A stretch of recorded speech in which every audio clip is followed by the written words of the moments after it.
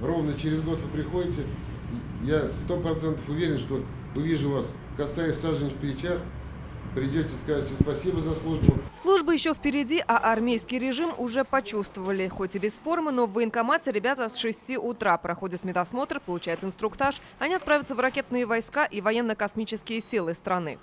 Меня отправили в ДОСААФ в Чистополь обучаться на права, на С-категорию. Вот. И успешно обучился в Чистополе, приехал сюда. И вот все, сейчас водителем в армию забирает. Из 13 сегодняшних призывников почти у половины как минимум бакалавриат, 3 – магистры, а кто-то в учебе сделал перерыв. Обучался в КФУ по специальности медицинской биохимии, был отчислен из-за академической задолженности. Восстанавливаться буду, продолжать обучение.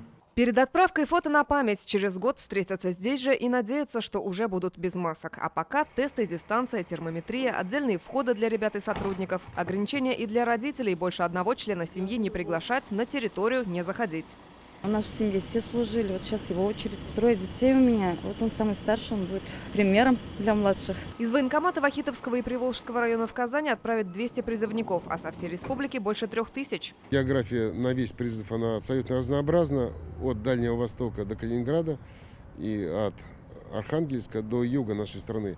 Но сегодняшняя доставка преимущественно это город Самара, Саратов, Архангельск.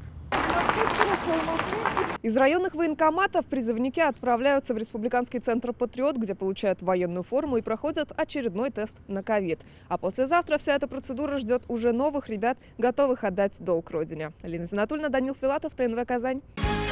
Закажи рекламу на ТНВ. Телефон в Казани 5 705 100.